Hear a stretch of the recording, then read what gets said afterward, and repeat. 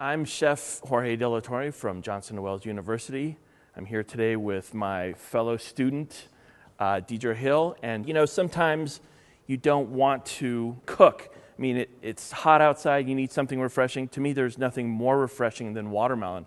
And watermelon, a lot of people think is a dessert, but it can be used in a savory aspect too. So what I'm gonna do is I'm gonna start with a half a watermelon. This is a seedless one, that's great.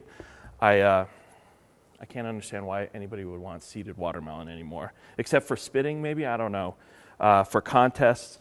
So what I did is I cut it off. Let me check. I always make sure that I have level fields, so it's easy to cut, level, that way it doesn't move around. And I'm gonna just cut this, since I'm making a big salad, instead of cutting it like usually you might cut into wedges for dessert to eat, I'm gonna cut all the skin off right here. We're going to make it bite-sized cubes. And as you see, we have some what they're called Persian cucumbers. So these are great cucumbers. They're one of the first ones to come out in the summer. They'll be great for pickling, but I love them because they have a great flavor. And as you see, I don't peel them, I don't seed them. Instead of red onions, to me, I find sometimes red onions to be a little harsh. I love shallots. They have the same color. You're looking for a nice flavorful color that have that nice purple like the red onion can have, but it is not as sharp.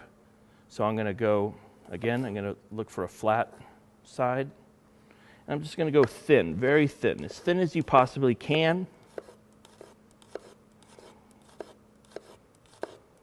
So we have some Kalamata olives that I pitted. Sometimes you can buy pitted Kalamata olives, but even if those say they're pitted, you have to be careful. It's a machine. They don't get 100% of them. They get probably about 98, 99% of them.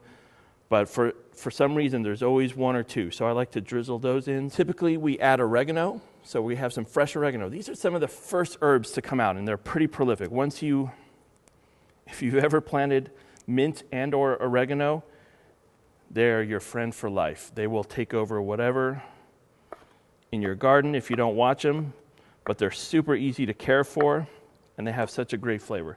So I like to add some fresh oregano.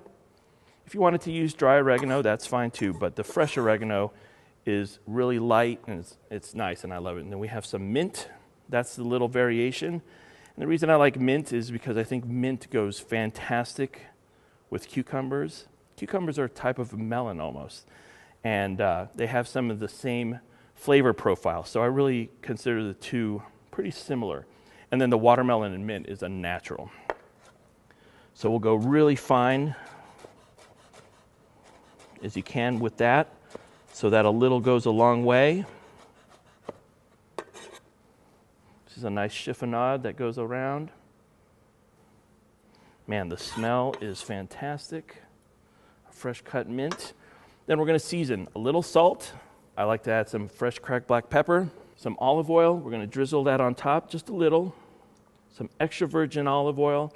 We're going to also add a little acidity. I'm going to also add a little zest. And at the end, we're going to hand chunk some feta in.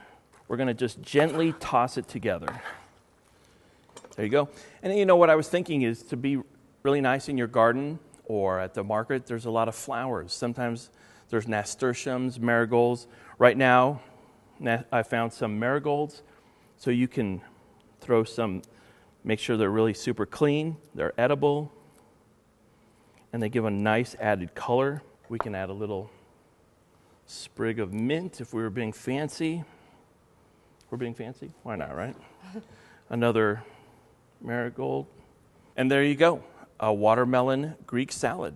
You can find all our recipes on our website. I'm Chef Jorge Torre from Johnson & Wales University. Let's dig in.